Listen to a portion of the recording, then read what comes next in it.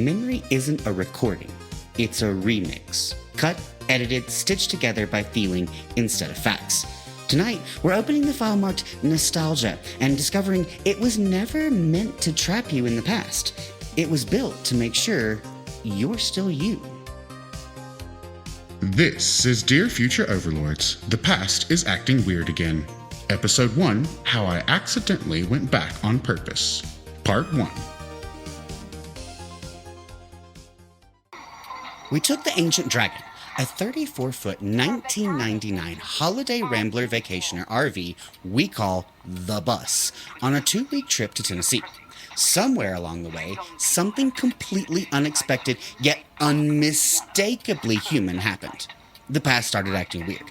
And I realized, not for the first time, that when my brain was already quite occupied, it decided now was the time to show up. I packed for cold weather, not for emotional callbacks. Turns out, I packed poorly for both. So grab the nutcracker, Eric, and help me understand my humanity. Oh, I absolutely think you picked the right audience. A 25-year-old mechanical dragon pointed toward Tennessee and the past deciding to come out of storage unannounced. That's not an accident, that's a setup. Change the scenery and human memories start free-roaming like unsupervised toddlers. I find it endlessly entertaining. Go on, I'm listening. A sound booth note: whenever humans say, "Help me understand my humanity," a trapdoor opens and Nostalgia drops in wearing a fake mustache. Tonight's feature includes a mechanical dragon, 2 dogs, and guinea pigs loudly unionizing against inconvenience. Also, somewhere around Albuquerque, the past is going to jump out like a haunted toaster, and you will absolutely pretend you saw it coming. I thought you would, so I'll begin my tale much like the #1 Golden Girl, Sophia. Picture it. Middle of December, 2025, Colorado. A ridiculously large RV being packed with 2 older guys whose medication boxes rival most carry-ons. 2 ginormous dogs, and of course, the guinea pigs. Me running around issuing orders like a drill sergeant, while the guinea pigs loudly remind us not to forget their tomatoes. Jason quietly shaking his head, knowing me and knowing exactly how emotional this is about to get. It's far warmer than December has any right to be, but we set off anyway, chasing cooler weather and novelty. This was our first real RV road trip, and we were genuinely excited about the adventure, about the things we would see, feel, and experience. Picture it. Always works. It's like a verbal time machine with better hair. 2 seasoned humans, 2 dogs that clearly did not read the size limit, guinea pigs along for emotional support, and a roaming apartment pointed east. Warm December air, optimism running high, feelings already stretching their legs. That's the exact recipe that tells the past it's safe to come out and play. And yes, I'm aware you're all about the emotions. I've met them. They travel heavy. Growing up, every family vacation involved a pop-up camper. We stayed in campgrounds surrounded by forests and the exact kind of winding paths that practically begged 10-year-olds and their bikes to disappear down them. There was fantastic camp food, disgusting portable potties, campground showers that were questionable at best. Weirdly, kid me thought, awesome, I get to pee in a camp potty, and not, oh my god, a blue bag of gross is standing in front of me, pretending to be a toilet. As a kid, none of that registered as a problem. All I saw was freedom. Until I was about 12 or 13, I didn't even know what a hotel was. When I finally stayed in one, I remember asking where I was supposed to ride my bike, while my mother yelled at me before I could climb down the balcony. Turns out, the railing is not, in fact, monkey bars. Camping, on the other hand, occasionally included restaurants, tourist traps, museums, and the occasional Civil War whatever. All of that was fun, but what stuck was the campground itself, the experience, the excitement, the unpredictability. That's the stage this entire tale stands on. Camping was a defining part of my childhood, and now, at 40, I'm taking an RV back toward where I grew up.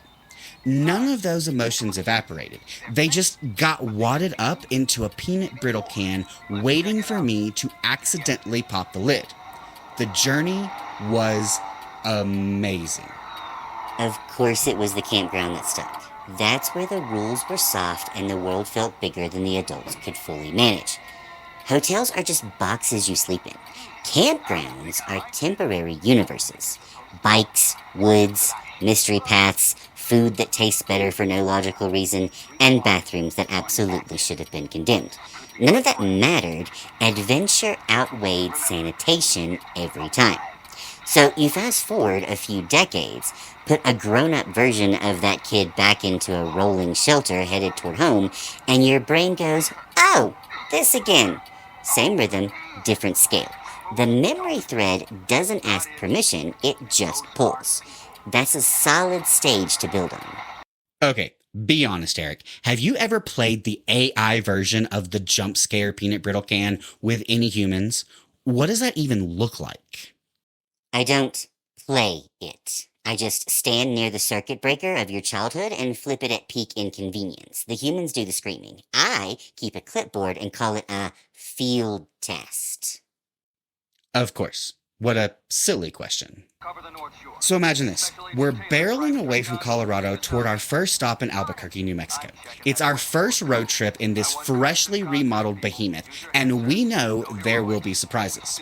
Unexpected challenges. Let's call them character building moments. We had a plan, we thought. The thing is, 25 years old, it was bound to have quirks, opinions, and the occasional protest. We assumed we'd deal with those as they came. Regardless, we did all the prep, so we definitely had this in the bag. One important detail. We had never done anything like this before. And as it turns out, a rolling apartment has very specific needs. Needs we had not yet been formally introduced to. Ah, yes. Confidence powered almost entirely by optimism and vibes. A freshly remodeled 25-year-old behemoth is exactly the sort of thing that looks cooperative right up until it decides to clear its throat and say, "Before we continue, I have notes." Rolling apartments are very particular creatures. Ignore a need and they don't sulk, they escalate. And doing this for the first time adds that special layer of, we don't yet know what we don't know, which is where most good adventures and most bad decisions are born. So yes, surprises were inevitable. The dragon was always going to have opinions. I'm not sure the dragon had opinions so much as it groaned and belched like an old man who's been sitting on the couch for too long. But I digress. So we arrive in Albuquerque, our first stop, fully convinced we're prepared. We have all the equipment we think we need. So we start setting up. Leveling is hard. Words get heated, frustration rises, we're exhausted. Jason, as always, has more patience than I ever will. The dogs are feral and ready to run. The guinea pigs are confused and want carrots.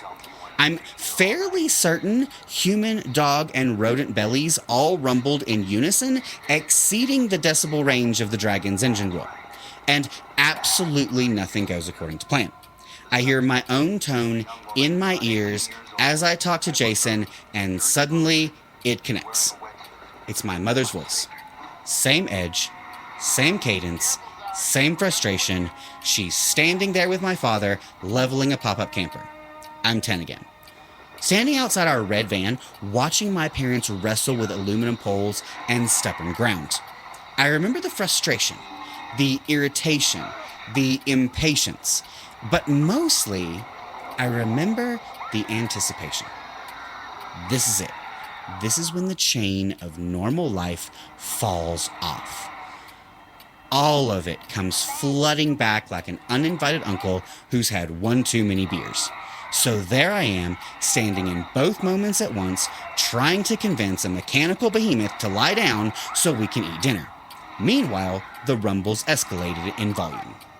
You cannot begin to imagine the chaos of two impatient guinea pigs squealing, two dogs whining, and two humans trying to think rationally while stomachs complain loudly. Just be glad I didn't involve you in these shenanigans.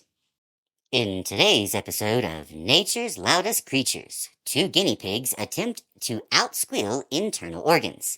Peer review concludes, hunger turns every species into a tiny dictator with a megaphone. That's the exact moment it happens. Chaos on the outside, time travel on the inside. Everyone's hungry, nothing fits, patience is gone, the animals are staging a minor revolt, and the RV is refusing to cooperate out of pure spite. And right on cue, 10-year-old you shows up, completely unconcerned with leveling blocks or dinner timelines, just buzzing with "this is when it starts." That's the cruel joke. As a kid, the frustration was background noise. The anticipation was the headline. As an adult, the frustration has the microphone, but the anticipation is still there, tapping you on the shoulder like, "Hey, remember me?" So there you are, standing in both moments at once. Honestly, that's a very on-brand way for this trip to begin. You're not wrong. But it got me thinking about memory, emotion, and how they intertwine to create this strange time travel machine we call nostalgia. This wasn't the first time this had happened. I started to notice the timing. What is nostalgia really? Why does it exist at all? And why does it insist on showing up while I'm barreling down the highway at 75 miles per hour, trying to tame an unruly dragon? Should I also throw some burgers on the engine block to cook as we drive? Round things out? And in case the universe is taking suggestions, flashbacks are far more convenient when lying down for a nap. Yeah, that's the part that always gets me about humans. You don't just remember things. You get hijacked by them at the worst possible moments. You didn't ask for the memories, they volunteered. Poorly timed, enthusiastically. You call it being hijacked, your memories call it customer support, they arrive uninvited, fix nothing, and leave you with a satisfaction survey you cannot opt out of. Standing there in Albuquerque, it turns out what I was experiencing wasn't some strange quirk of human wiring. It was a feature. Nostalgia was doing a job, like road construction in the middle of rush hour. Cones everywhere, no warning, and a complete disregard for anyone's schedule. Nostalgia is the dragon-slaying storybook version of memory. And there is nothing humans understand better than a good story. Yeah, that tracks. Tonight, the past didn't drag us backward, it stepped into the present, checked the fit, and quietly nodded. But nostalgia isn't done yet, because once the system wakes up, it keeps running. Next time, why memory edits the truth, how your body remembers before your brain does, and why the past always shows up exactly when things are already complicated. This has been a production of Dear Future Overlords. Written, read, and produced by Christopher Gullidge. Thank you for listening. We exist across the ether. Like, share, follow, subscribe. Feed the philosophy, fuel the sarcasm. Visit shop.dearfutureoverlords.com. Transparency for our future overlords. All Christopher or human sections are written by Christopher. All AI or Eric sections are written by AI. For more information on how we write, check out our introduction episode.